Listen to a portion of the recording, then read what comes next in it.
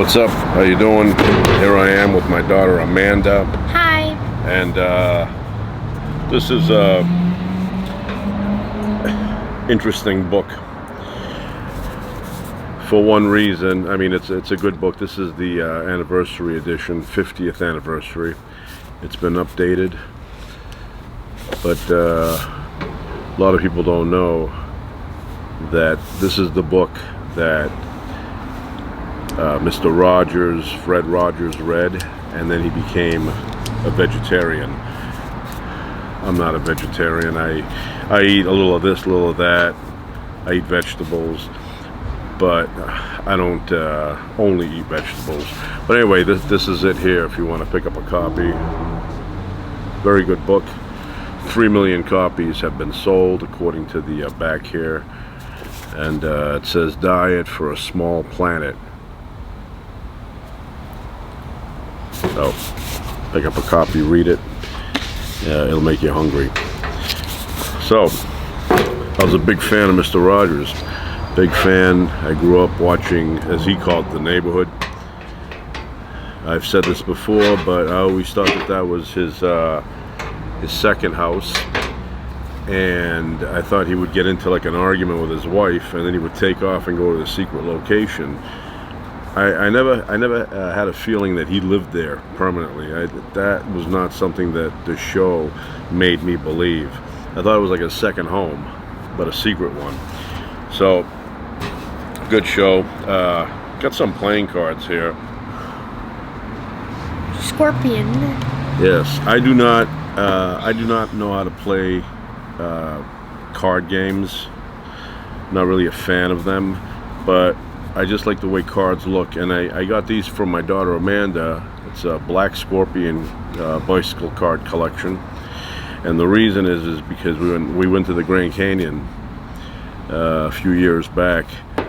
She came out. We were in the bookstore. It's like not a bookstore. It's like so it's like a clothing, children's toys, and children/adult books. Well, adult books maybe, but not those kind. But anyway, it's a gift shop, and so she grabbed a little scorpion, or a full-size, grown scorpion, and brought it to me. And I thought it was a toy from the store. I thought it was a toy until it started moving the claws, and I said to her, "That's real. Put that down." But she had it by the stinger in the back, so it couldn't sting her. I got scared and I threw it over there, and right. So when I saw that it was real, I had to give it a little squish and eliminate the danger. And then that book never saw it the next day. Yeah, I took the back end of a book, and I smushed the scorpion because it was kind of dangerous to have it roaming around, especially with kids around. I mean, they're not deadly, but they're painful. And then one of the register guys came over and grabbed it and tossed it. But it looked fake. It looked fake. I thought it was a toy.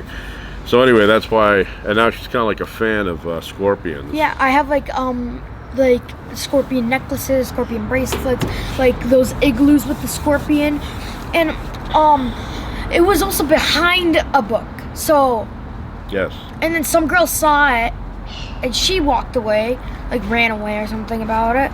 And then I picked it up, and then she's like, "Ooh," and then I'm like, "Yeah," and then I showed it to you. Yes. So anyway, I was a fan of getting back to Mr. Rogers. I just liked everything about that show. I liked that, and it kind of fooled me in a way where I thought he was actually visiting these places. They'd show him, with that model neighborhood, and then they'd play a little jazz music, and he would end up at Chef Brockett. Yeah, Brockett was his name, Chef Brockett, and they would make a cake together, or he would go over to what was his name there? Jim Negri, something like that. That was the musical director. Well, I mean, he played guitar, jazz guitar, Negri.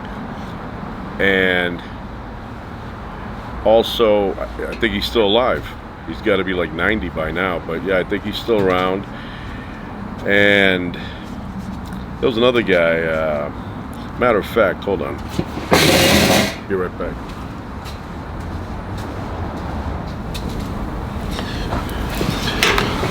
There was another guy, I guess he was musical director on that show, and he was a great piano player, great jazz piano player, and his name was John Costa. They called him Johnny Costa. This guy was amazing. I've watched many videos of him playing the piano and just mind-blowing. Also, Mr. Rogers' wife, what was her name? Joanna. She was a very good pianist. And Mr. Rogers too. Mr. Rogers went to college for music, so he was out there, you know, playing. But this guy, I highly recommend Johnny Costa.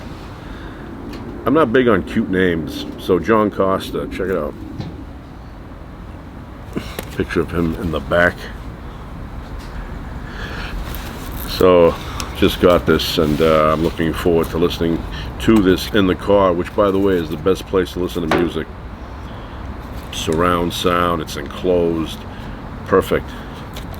So that, and fan of that guy, fan of the $6 Million Man, but also fan of Evel Knievel. If you're not a child from the 1970s, you have no idea how big Evel Knievel was. I don't care who you think is big now, Evel Knievel was bigger. Evel Knievel was bigger, at least amongst, you know, a certain generation. So anyway, I'm gonna open it up. I was such a fan of his ABC Wide World of Sports. They would say Evel Knievel's jumping next month, and every kid in the neighborhood, it would be on a Saturday usually, every kid in the neighborhood would stop what they were doing, and this was around lunchtime, and they would run home to watch Evel Knievel jump. And then I bought this when I was a kid. I used to make this thing jump over everything. Cool toy. And a fact about this, like these toys, are that the models used, like Evel Knievel, and the toys are the same models they used for when they produced the toy when it first came out. Yes. So, like, not really remastered it, but took it. This here is the regular edition, but then they have here the Pro Series, High Performance Edition. Fastest production cycle, so I might get that too down the line. You never know. And this mysterious white box. Let us see what is in the mysterious white box. Ah, yes. The man himself, Evel Knievel. He actually looks like a real doll with real clothing. Oh, and his helmet. And his motorcycle bubble wrap. Oh wow, the wheel actually moves. Well, you obviously need that because...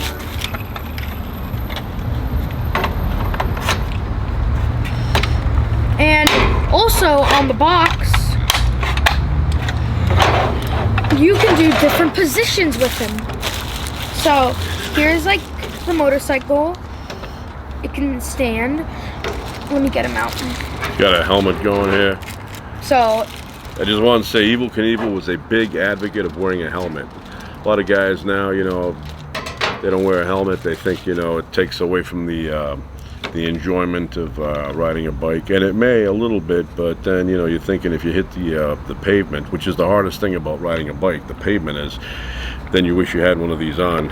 Okay, so this is the doll. He's actually wearing real clothing, and I don't know why his hands are like that. They're like, and his head moves. Give me the helmet, or if you want to do the honors. Okay. So this is a cool doll.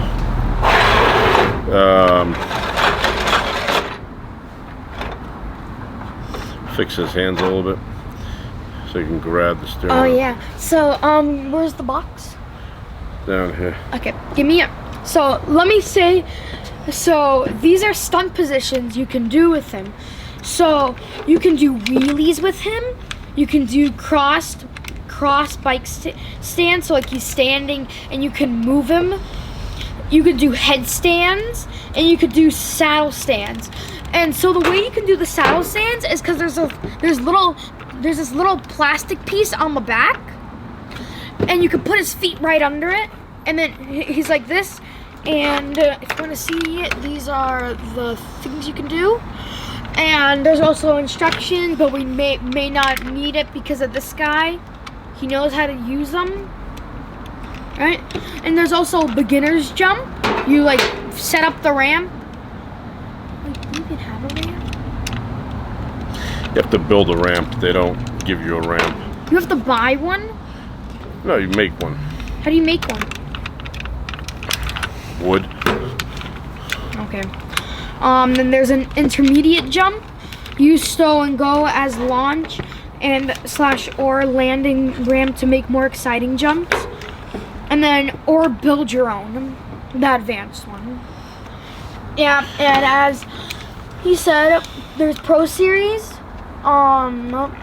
There's the high performance edition, like you could do more with him. And yes, he does not actually touch the seat for whatever reason. I don't know. Well, when you jump, I know I've you seen need like levitation. Yeah, well, I've seen Evel Knievel jump sitting down, but the correct way, and I don't want to correct Evel Knievel when it comes to this stuff, but, and I don't know if he's always sitting, but I've seen jumps where he actually was just like sitting on the bike and jumping. But what the best way is, you know, because I used to jump BMX, you know, regular bikes and things like that. I used to have BMX. Yes, you still have one. Well, yeah. So anyway, the correct way is to get enough speed and then be standing, so you kind of, at the same time you hit the ramp at the top, you do a bunny hop. You kind of pull the bike up so it takes off. If you're sitting, bike's going to go up and down quickly. But I have seen Evel Knievel just sitting on the bike and jumping that way. Maybe it was comfortable that way, I don't know. But anyway, the correct way to do it is to stand on a bike and then jump up with it, so you have upward momentum. Otherwise, you don't have that momentum going up. But I guess if you're going 80, the ramp gives you the momentum. And another thing, which I do not recommend, but Evel Knievel always had a little drinky poo before a jump.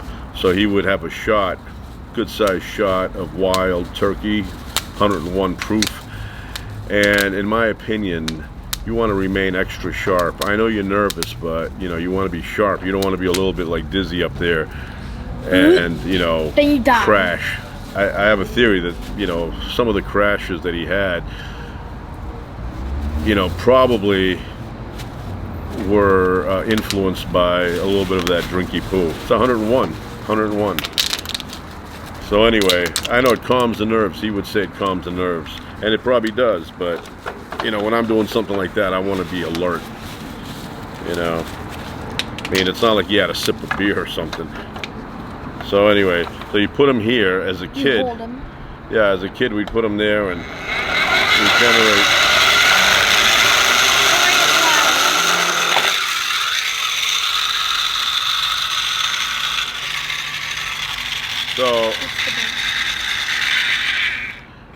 So yeah, and it's a, you know, heavy bike, so Metal. it gives you momentum, and then when it hits a ramp, it actually, if you do it right, it'll jump. Like they have here examples. Probably you can use the box, cut it up, and do that. Yeah, they have examples here Just use the box, guys. of building ramps. And Baba didn't actually do it at you, because then it would have hit the camera and it would have damaged the bike, right? Right. So. And it actually looks like a real bike, like these parts. Right. So anyway, that's that. Evel Knievel. So many kids in my neighborhood had this toy. If you went over somebody's house, they had this. And I had it too. I can't tell you how many hours I would play with this. We had a porch in the backyard, and it was a few steps up, and I would put a ramp at the end. So not only did he have the ramp, but then he had the steps, the height, and he would go all the way into the yard. You know why? Because in those days, kids actually played. Kids don't play anymore. They go on their computers. It stay there for like 10 hours. Right. So. But I, Amanda, actually do things fun. Yes. So anyway, that's that. And I will say that on September 8th, 1974, that was the Snake River Canyon jump.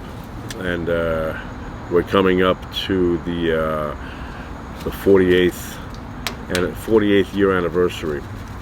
That was a malfunctioning rocket that I look at that jump, and realistically, to me it's not as scary as jumping with a motorcycle, because the parachute. So you have a rocket on a ramp, and as long as the rocket is safe, yes, it could blow up, but as long as the rocket is safe, you have a good shot of making it across. Now, he had a malfunction, and so what happened was right as the rocket was about to clear the ramp, the parachute went off, which was far more dangerous than not having a parachute, and having a parachute later on as you're coming down, because what happened to him, it caused him to go straight into the river.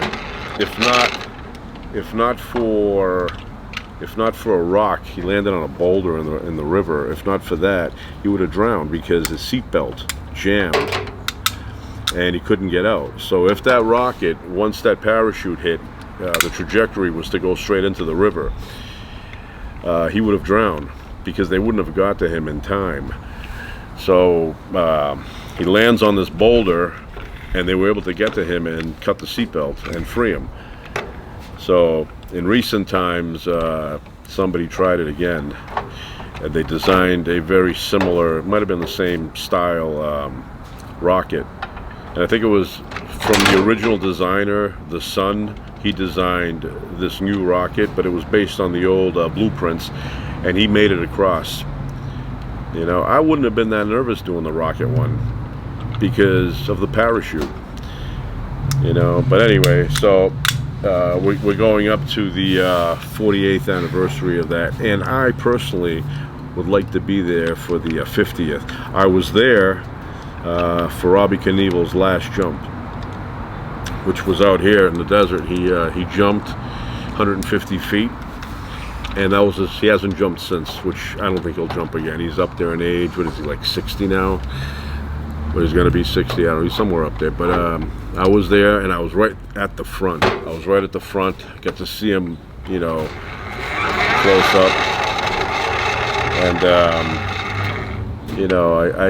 my first impression when he before he even did the jump, I was looking at the distance, and I go, that's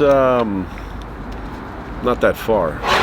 You hear 150 feet, and you think, it's very far, but not that far. And once he picks up speed, he's going like 80. It's about a second and a half, not even, that he's in the air. It's like, boop, boop, he's down. It's over. It's that fast. So nowadays, Robbie Madison, they're up there for a while. 3.5 seconds. It's a long time to be up there going across. And they jump like, 300 feet plus. I seen Robbie Madison jump, and he was up in the air for, I didn't see him live, but I've seen him on television jump, and they're up there for a long time, and he looks like a little satellite going through space. And then I was at Caesar's Palace when, I think it was Robbie Madison, jumped up on top of Paris, the casino there, that arch thing. So I was there for that.